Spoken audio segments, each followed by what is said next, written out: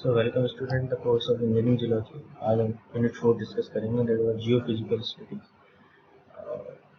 किस तरह से आप ग्राउंड की विद द ग्राउंड आप एनालिसिस करेंगे, स्टडी करेंगे एंड देन फाइंड आउट करेंगे। ठीक है, तो यहाँ पे क्या क्या डिस्कस करेंगे। Introduction, classification of geophysical method, कौन कौन से मेथड्स हैं, ग्रेविटी मेथड, मैग्नेटिक मेथड है, इलेक्ट्रिकल मेथड एंड और अदर मेथड क्या है जिनके थ्रू आप जियोफिजिकल स्टडीज करते हैं। अगर हम यहाँ पे देखें तो सिस्मिक मेथड है। तो यहाँ पे सिस्मिक मेथड में हम जो कंपोनेंट है that is about size of earthquake, intensity of earthquake, magnitude of earthquake and precautionary major. Precautionary major में आप क्या क्या लेंगे, that is construction of building, construction of dam. ठीक है ना, तो वो जो कंस्ट्रक्शन ऑफ बिल्डिंग आप कर रहे हो आपको ये सारी एनालिसिस करनी पड़ेगी कि आपका वो जोन जो है जहाँ पे आप कंस्ट्रक्शन कर रहे हो वहाँ पे अर्थक्वेक का एनालिसिस करेंगे कि आपका अर्थक्वेक आया हुआ है, अगर प्रीवियसली तो उसका इंटेंसिटी क्या है, मैग्नीट्यूड क्या है, एंड देन उसके अकॉर्डिंग आप कंस्ट्रक्शन करेंगे। ठीक है, तो देयर आर सम अदर जैसे लैंडस्लाइड हुआ, तो classification of earth movement, earth flow, landslide, subsidence, recent landslide example, effect of landslide, prevention of landslide. तो ये सारी एनालिसिस जो आती है वो आपकी जियोफिजिकल स्टडीज में आती है। Geophysics is the study of the earth by making use of principle of physics. तो फिजिक्स के एप्लीकेशन को हम यहाँ पे इम्प्लीमेंट करके आपकी जियोफिजिकल स्टडीज करेंगे। तो by measuring certain physical properties of rock type, तो हमें सब सरफेस डाटा एक्वायर होना है ना, मिनरल डिपॉजिट क्या है, ग्राउंड वाटर कंडीशन क्या है ना, ये सारी चीज़ें आप जियोफिजिकल इन्वेस्टिगेशन के थ्रू अचीव कर सकते हैं। ठीक है, जितना भी आपका ग्राउंड के नीचे का डाटा होगा वो डिफरेंट मेथड्स है, चाहे वो ग्रेविटी मेथड है, चाहे वो मैग्नेटिक मेथड है, चाहे वो सिस्मिक मेथड है, उसके थ्रू आप डाटा को कलेक्ट करेंगे and that data is useful for civil engineering construction point of view. तो ये बहुत इम्पोर्टेंट है कि सब सरफेस इंफॉर्मेशन एक कंस्ट्रक्शन जब आप कर रहे हो तो आपके पास होना चाहिए। तो सब surface detail is very important. तो इसको दो अप्रोच यहाँ पे एग्जिस्ट करते हैं, इसको direct observation and indirect observation. Direct observation में क्या करेंगे, आप गड्ढा खोदिए, आप ट्रेंच बनाइए, ड्रिलिंग करिए एंड देन इंफॉर्मेशन कलेक्ट करिए। तो this is what time taking and also costly process. और इनडायरेक्ट इंटरफेरेंस में आप क्या करेंगे, bye means of geophysical method which provide the subsurface data quickly. सो अगर लार्ज एरिया आपको इन्वेस्टिगेट करना है शॉर्ट पीरियड में, तो आपको जियोफिजिकल डिवाइसेस के थ्रू आप इजीली कर सकते हैं, क्योंकि अगर आप डायरेक्ट मेजरमेंट पे जाएंगे, डायरेक्ट ऑब्जर्वेशन पे जाएंगे, तो वो आपका क्या होगा, टाइम टेकिंग होगा। तो अगर क्लासिफिकेशन ऑफ जियोफिजिकल मेथड की बात करते हैं तो gravity method, magnetic method, electric method, seismic method, radiometric method and geothermal method. And what are the importance of geophysical method? Geophysical investigation are multiple, but the obtained data can be interpreted for knowing the subsurface rock type, regional geology and area, geological structure which are favorable for accumulation of oil and gases, groundwater potential and its quality, locating and estimation of ore deposit reserve, and also to solve the engineering geology problem. So यहाँ पे suppose आप construction कर रहे हो और आपको जो data required है सब सरफेस का, वो आप इन मेथड्स के थ्रू एक्वायर कर सकते हैं।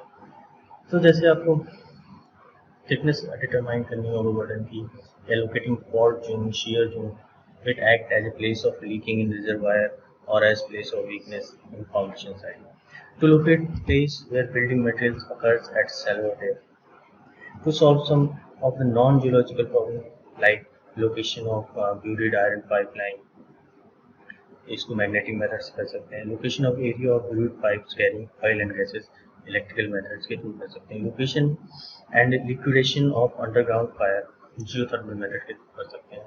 Location of cavity in the masonry construction of land, by radio wave absorption method कर सकते हैं। तो अगर ग्रेविटी मेथड की बात करेंगे, in the gravity method the nature of distribution of gravity on the surface is analyzed. The instrument for gravity prospecting may be divided into three types. The component of the instrument is a pendulum, Gaussian balance, and gravimeter, जिसको बॉर्डन ग्रेविमीटर है। Among these, only gravimeter are very popular. Gravimeter measure the relative variation in the vertical component of gravitation.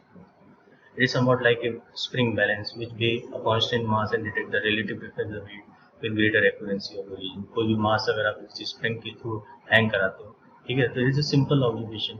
If the subsurface is has a relatively heavier body, the gravity field is more there, positive g, and the spring extend becoming longer. If the subsurface has relatively a lighter body, there the gravity pull is less and the spring contract becoming shorter. Hence G value reflect the subsurface geological data. So gravity method are carried out during oil and gas exploration. These investigations are also useful in finding iron ore, magneto iron और deposits को भी आप find out कर सकते हो. तो यहाँ पे देखिए सिंपल एक पिक्टोरियल फॉर्म में आपको दिखाया हुआ है, ठीक है. If the mass is more the spring extend more, if the mass is less the spring contracts. So this was lighter body and the heavier body. Thus, in particular region, if surface bodies whose densities are different from surrounding rock axis, the gravity field deviates from the normal values that is expected. So from this variation, it is possible to locate the inhomogeneous bodies of the surface. तो यहाँ पे certain आपको regions दिए हुए हैं, ठीक है, गोंडवानास, विंध्यास, कुडापास, आर्कियान्स. तो यहाँ पे देखिए टाइप्स ऑफ लिथोलॉजी भी है, कैलकेरियस सैंडस्टोन है, फेरोजीनियस सैंडस्टोन है, या विंध्या में बात करेंगे तो आपका सेल्स है, लाइमस्टोन, सेल्स इंटरकैल्केशन है, सैंडस्टोन है. अगर कुडापास की बात करेंगे तो यहाँ पे कैलकेरियस सेल्स है, लाइमस्टोन है, पेलेट्स है, क्वार्टजाइट है, ठीक है. तो यहाँ पे एवरेज डेंसिटी की वैल्यू दी हुई है. Now, अगर मैग्नेटिक मेथड की बात करेंगे तो like gravity method the investigation also related to finding the subsurface. तो बेसिक जो हमारा कॉन्सेप्ट है वो क्या है, सबसर्फेस इंफॉर्मेशन कलेक्ट करना, है ना. तो हम मैग्नेटिक फील्ड के थ्रू जो इन्फॉर्मेशन कैलकुलेट करेंगे, जो इन्फॉर्मेशन हम एक्वायर करेंगे, that is magnetic. One of its component, that is what vertical or horizontal component, is measured on the surface to know the subsurface bodies data by studying the anomaly. Any deviation in the measured quantity help to locate the anomalous object. For example, dolerite dike, which is occurring in a granitic terrain, shows variation in the magnetic anomaly. आपको variation जो मिलेगा, ठीक है, magnetic field में जो variation मिलेगा, उस variation को आप एनालाइज करके डाटा एक्वायर कर सकते हैं, ठीक है. अभी different magnetometer are available at present for conducting magnetic survey. यहाँ पे मैग्नेटोमीटर है, टॉर्सन मैग्नेटोमीटर है, flux gate magnetometer. So the magnetometer is a measuring instrument used to measure the strength or direction of magnetic field. So with the help of magnetometer, you can actually identify the subsurface data. So the SI unit of magnetic field strength is Tesla, हम पहले भी पढ़ चुके हैं. As this is very large unit for most practical users, scientists commonly used the nano Tesla as their working unit of measure. Engineers often measure magnetic field in gas. So one Gauss is equal to 1 lakh nano Tesla, or 1 lakh Gauss, that 10 to the 5. So what are the application? Magnetometer can detect magnetic metals. Magnetometer can be used to help map relationship at regional scale and commonly used to map hazard in coal mining. Also used to demarcate the basaltic intrusion such as dikes or sills. What are the dikes and sills? हमने पहले ही पढ़ा हुआ है. That is what igneous intrusion है, concordant and discordant body में. तो अगर आप सिल्स की बात करेंगे तो sills are concordant bodies and dykes are discordant bodies. So magnetometer can also locate zones ignited by lighting and map siderite and impurity in coal. Okay, types of यहाँ पे देखिए मैग्नेटोमीटर यहाँ पे बेसिक दो मैग्नेटोमीटर यहाँ पे दिखाए हुए हैं, scalar magnetometer, flux magnetometer. So what is scalar magnetometer? Measure the total strength of magnetic field. And vector magnetometer has the capability to measure the component of magnetic field in a particular direction. तो अगर आप complete total strength की बात करते हो उस पूरे magnetic field की, तो आप scalar magnetometer की मदद से एंड वेक्टर में आप क्या करेंगे, एक पर्टिकुलर डायरेक्शन में आप, तो this is what related to spatial orientation of image.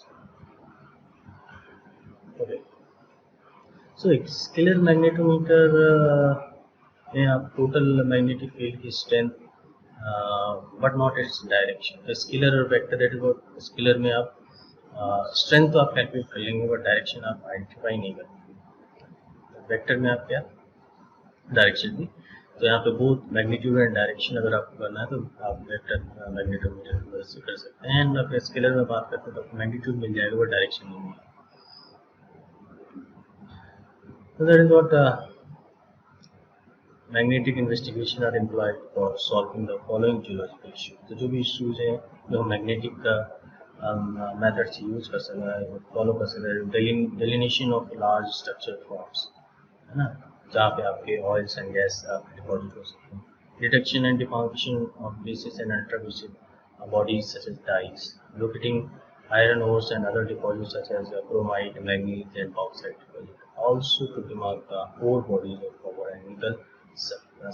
ठीक है, तो इस लेक्चर में हम यही देखेंगे, इतना ही देखेंगे। तो अभी तक जो हमने मेथड डिस्कस किए, that is magnetic meter method and आपका ग्रेविटी मेथड। नेक्स्ट लेक्चर में और भी हम मेथड डिस्कस करेंगे।